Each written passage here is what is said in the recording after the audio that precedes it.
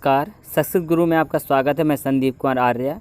तो हम लोग जो विज्ञान जर्नल साइंस पढ़ रहे थे उसमें भौतिक विज्ञान से रिलेटेड अभी तक हमने 26 क्वेश्चन इस सीरीज़ में पढ़े थे और उन 26 क्वेश्चन ऐसे क्वेश्चन हैं जो हाई स्कूल इंटर के साथ साथ कॉम्पिटेटिव एग्जाम में बहुत ही महत्वपूर्ण है। आज हम क्वेश्चन नंबर जो 27 पढ़ रहे हैं, इसमें ये ऐसा क्वेश्चन है, ये इससे पहले जो लोको पायलट था यहाँ तक ग्रुप डी में भी क्वेश्चन आ चुका है। थोड़ा सा चेंज हुआ है, जैसे यहाँ पर 2 गुना कह दिया जाता है, किसी किताब में 3 गुना कह दिया जाता है, लेकिन ये सवाल है महत्वपूर्ण।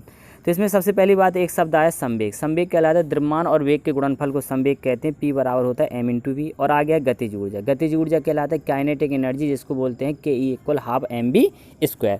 अब यहाँ पर हम अगर बात करते हैं कि अगर वो कह रहा है कि इसकी जो गतिज ऊर्जा है वो कितनी कर दी जाती है, तो गतिज ऊर्जा जो है इसकी 2 गुनी कर दी गई है। सॉरी, संवेग को 2 गुना कर दिया गया, तो गतिज ऊर्जा कितनी हो जाएगी।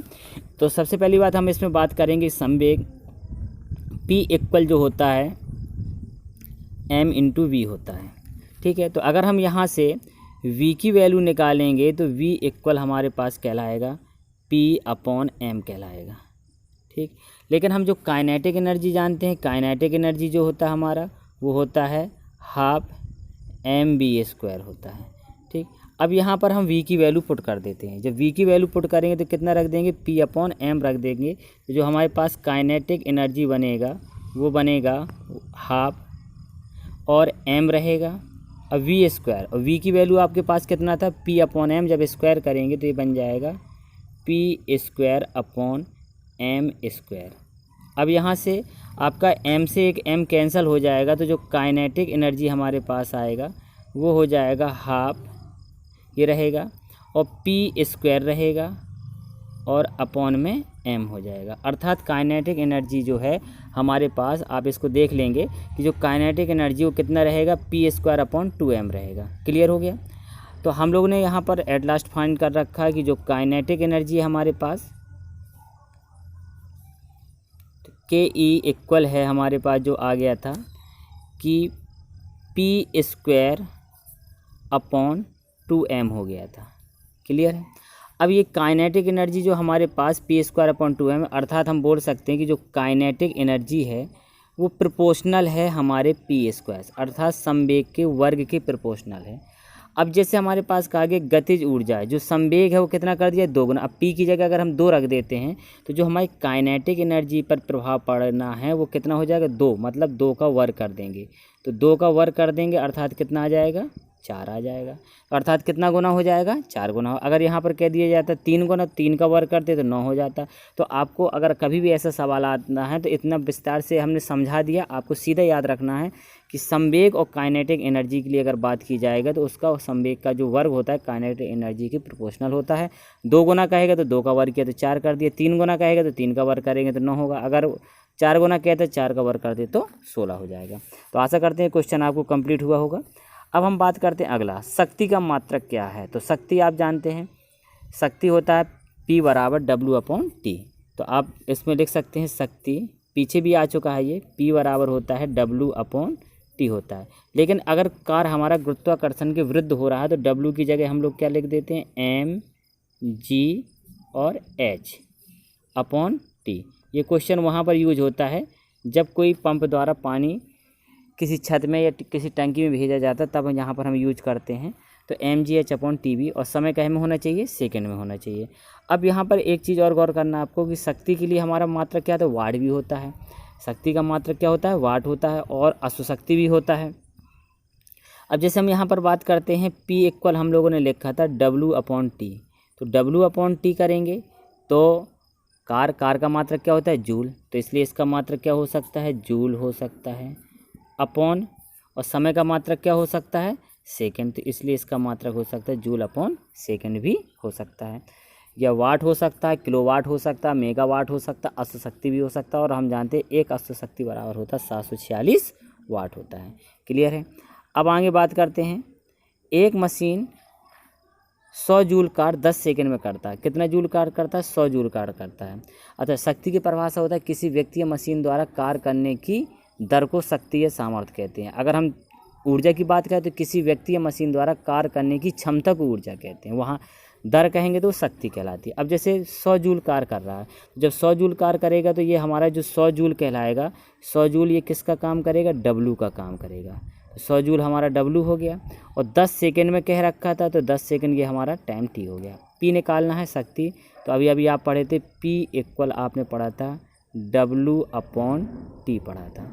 अब W की वैल्यू कितनी है हमारे पास 100, और T की वैल्यू कितनी हमारे पास 10, 1 0 से 1 0 कैंसिल, यहाँ पर 10 बचेगा। अब देखो 10 आया तो शक्ति का मात्रा क्या होता है, वाट होता है, इसलिए इसका आंसर हो गया 10 वाट, या इसी को हम जूल प्रति सेकंड भी कर सकते थे। क्लियर है। अब आ जाता है अगला, शक्ति का मात्रक वाट किस वैज्ञानिक के नाम के सम्मान में रखा गया है। तो हमारे जो वैज्ञानिक थे जेम्स वाट के माध्यम से इसका नाम क्या रखा गया, वाट रखा गया। आपने पता होगा जेम्स वाट की कहानी पढ़ी होगी कि ये बचपन में जब बैठे हुए थे तो एक पतीली में पानी गर्म हो रहा था, तो उसकी भाप के द्वारा वो उसका ढक्कन ऊपर की ओर जा रहा था, तभी उन्होंने इस पर शक्ति पर अध्ययन करने लगे, और उन्हीं के नाम पर इसका मात्रक भी जेम्स वाट के नाम पर वाट रखा गया है। दो पिंडों के बीच लगने वाले बल को क्या कहते हैं, ये गुरुत्वाकर्षण बल कहलाता है। दो पिंडों के बीच आपने गुरुत्वाकर्षण का नियम पढ़ा होगा, यदि दो पिंड है, पहला पिंड है ये m1 द्रव्यमान है और दूसरा पिंड है ये इसका m2 द्रव्यमान है, तो इनके बीच जो बल कार्य करता है वो दोनों, ये इसकी ओर खींचेगा इसकी ओर खींचेगा, तो वो बल कितना कहलाता है, F कहलाता है। तो इसका द्रव्यमान हम लोग बोले थे m1 और इसका द्रव्यमान हम लोग बोले थे m2। तो गुरुत्वाकर्षण नियम के अनुसार कहलाता है किन्हीं दो पिंडों के बीच लगने वाला आकर्षण बल अर्थात F उन द्रव्यमानों के गुणनफल के अनुक्रमानुपाती होता है, अर्थात m1 × m2 के अनुक्रमानुपाती होता है, और साथ साथ में उसकी बीच की दूरी, जो बीच की दूरी हमने r ले ली है, तो जो f होता है बीच की दूरी के वर्ग के व्युत्क्रमानुपाती अर्थात 1/r² होता है। फिर एट लास्ट इससे आप फॉर्मूला बना लिया करते हैं। आप जानते हैं कि जो हमारे पास न्यूटन के गुरुत्वाकर्षण नियम से बनता है, तो आ जाता हमारे पास F = G m1 × m2/r², जहाँ पर कैपिटल G क्या कहलाता है, सार्वत्रिक गुरुत्वाकर्षण नियतांक कहलाता है, जिसका मान होता है 6। तो अब इसके बाद हम आगे बात करते हैं इसमें।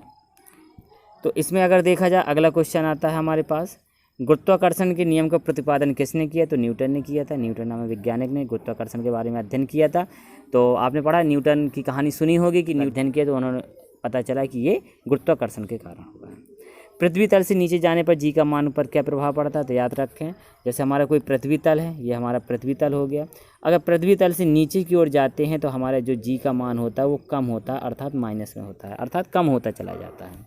ठीक है, और इसका मान निश्चित नहीं रहता है। जैसे पृथ्वी स्थल पर इसका मान 9.8 9.9, वो तो अवस्था के अनुसार हर जगह बदलता रहता है। तो नीचे की ओर जाने पर जी का मान घट जाता है। अब बात करते हैं जी का मान सबसे अधिक कहाँ पर होता है।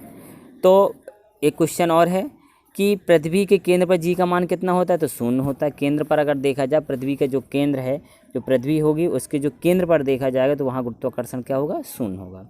जी का मान सबसे अधिक कहाँ पर होता है, तो ध्रुव, जो पृथ्वी है, पृथ्वी के ध्रुव होते हैं, ध्रुवों पर जी का मान सबसे अधिक। ये महत्वपूर्ण क्वेश्चन है, आप इसको महत्वपूर्ण कर लीजिए। एग्जाम में आने वाला क्वेश्चन है कि जी का मान सबसे अधिक कहाँ पर होता है, तो जी का मान सबसे अधिक ध्रुवों पर होता है। और जी का मान सबसे कम कहाँ पर होता है, तो ये भी विषुवत रेखा पर सबसे कम होता है। नेक्स्ट क्वेश्चन की बात करते हैं। चंद्रमा, पृथ्वी से चंद्रमा पर जाने वाले लोलक के आवर्तकाल पर क्या प्रभाव पड़ता है। पृथ्वी से चंद्रमा पर जाने वाले जो लोलक है उसके आवर्तकाल पर क्या प्रभाव पड़ता है, तो आवर्तकाल उसका क्या हो जाता है, बढ़ जाता है। क्लियर हो रहा होगा। नेक्स्ट क्वेश्चन की बात करते हैं। पृथ्वी के पलायन वेग का मान कितना होता है, ये पूछा जाता है एग्जाम में। तो जो पलायन वेग होता है वो 11.2 किलोमीटर प्रति सेकंड। यदि किसी पिंड को 11.2 किलोमीटर प्रति सेकंड के वेग से फेंक दिया जाए तो वो गुरुत्वीय क्षेत्र को पार कर जाएगा और वो पिंड वापस लौट कर नहीं आएगा। तो ये मान पूछ दिया जाता है और बहुत कन्फ्यूजिंग वाला पूछा जाता है, कभी कभी दे देता है 11.2 किलोमीटर प्रति मिनट दे दिया, कहीं 11.2 किलोमीटर प्रति घंटा दे दिया। तो इसको आपको याद रखना, 11.2 किलोमीटर प्रति सेकंड होता है। नेक्स्ट क्वेश्चन आता है, चंद्रमा पर गुरुत्वीय त्वरण का मान पृथ्वी पर गुरुत्वीय त्वरण का मान का कितना होता है। ये बहुत ही महत्वपूर्ण क्वेश्चन है और ये छोटी छोटी क्लासों में भी पढ़े होंगे कि 1/6 होता है, अर्थात गुरुत्वीय त्वरण का मान कितना रहता है, चंद्रमा पर पृथ्वी से 1/6 रहता है। दाब मात्रक है, किसका मात्रक है, पास्कल, सॉरी दाब का मात्रक क्या है, पास्कल है। पढ़े होंगे P = F/A। किसी पिंड के एकांक, जैसे कोई हमारा, तो P बराबर होता है F/A। तो यहाँ से आपको पता है कि जो दाब है वो बल पर निर्भर करता है। अगर बल का मान ज़्यादा बढ़ेगा, अनुक्रमानुपाती हो रहा है, अगर बल का मान बढ़ेगा तो दाब का मान भी बढ़ेगा। ठीक है, यदि हम कहीं पर बल ज़्यादा लगाएंगे तो दाब ज़्यादा लगेगा। जैसे अगर हम कील को ठोंकते हैं तो अगर ज़्यादा हम प्रेशर हथौड़ी से लगाएंगे तो हमारा उस पर दाब ज़्यादा लगेगा, तो बल ज़्यादा होगा। अगर एफ का मान अधिक है तो पी का मान भी अधिक होगा। लेकिन क्षेत्रफल के व्युत्क्रमानुपाती, क्योंकि इसके कैसे लिखा नीचे, अर्थात क्या मतलब हुआ, अगर क्षेत्रफल ज़्यादा है, एरिया हमारा अगर ज़्यादा है तो दाब हमारा कैसा लगेगा, कम लगेगा।